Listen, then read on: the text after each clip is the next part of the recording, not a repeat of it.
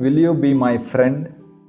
ಪ್ರಿಯರೇ, ಇಂದು ಈ ಲೋಕವು ನಮಗೆ ಕಲಿಸಿಕೊಡುವ ಸ್ನೇಹವು ಹೆಚ್ಚಾಗಿ ಕೊಡುವುದು ಹಾಗೂ ಕೊಳ್ಳುವ ವ್ಯವಹಾರದಂತಿದೆ.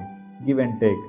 ಒಬ್ಬರಿಂದ ನಮಗೆ ಪ್ರಯೋಜನವಿರುವವರೆಗೆ ಮಾತ್ರ ನಾವು ಅವರ ಹತ್ತಿರವಿರುತ್ತೇವೆ. ನಮಗೇನಾದರೂ ಲಾಭ ಸಿಗುವವರೆಗೆ ಅದನ್ನು ನಾವು ಫ್ರೆಂಡ್ಶಿಪ್, ಸ್ನೇಹ ಎಂದು ಕರೆಯುತ್ತೇವೆ.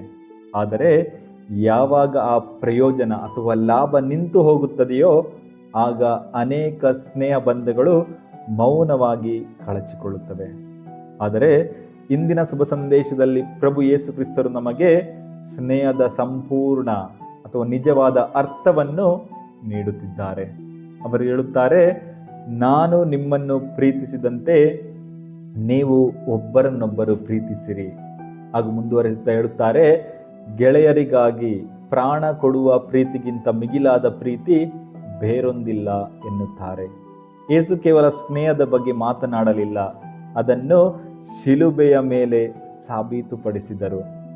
ತಿರಸ್ಕಾರದಾಗ ನಡುವೆಯೂ ಅವರು ಪ್ರೀತಿಸಿದರು. ಪ್ರತಿಯಾಗಿ ಏನನ್ನೂ ನಿರೀಕ್ಷಿಸದೆ ಎಲ್ಲವನ್ನೂ ನೀಡಿದರು. ತಮ್ಮನ್ನು ತಾವು ಸಂಪೂರ್ಣವಾಗಿ ಅರ್ಪಿಸಿಕೊಂಡರು. ಇದೇ ನಿಜವಾದ ಸ್ನೇಹ. ಇದು ಸ್ವಾರ್ಥವಲ್ಲ, ಇದು ನಿಸ್ವಾರ್ಥತೆ. ನನಗೇನು ಸಿಗುತ್ತದೆ ಎನ್ನುವುದಕ್ಕಿಂತ ನಾನೇನು ಕೊಡಬಲ್ಲೆ ಎನ್ನುವುದೇ ಇಲ್ಲಿ ಮುಖ್ಯವಾಗುತ್ತದೆ.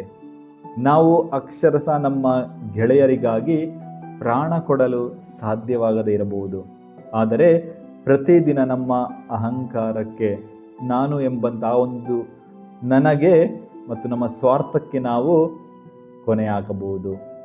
ಏಕಾಂಗಿಯಾಗಿರುವ ಸ್ನೇಹಿತಳ ಪರವಾಗಿ ನಿಲ್ಲುವುದು ಅಥವಾ ಮರುಪಾವತಿ ಮಾಡಲು ಸಾಧ್ಯವಿಲ್ಲದವರಿಗೆ ಸಹಾಯ ಮಾಡುವುದು, ನೋಯಿಸಿದವರನ್ನು ಕ್ಷಮಿಸುವುದು ಮತ್ತು ಯಾವುದೇ ರೀತಿಯ ಲಾಭವಿಲ್ಲದಿದ್ದರೂ ನಿಷ್ಠಾವಂತರಾಗಿರುವುದು ನಿಜವಾದ ಬಲಿದಾನ.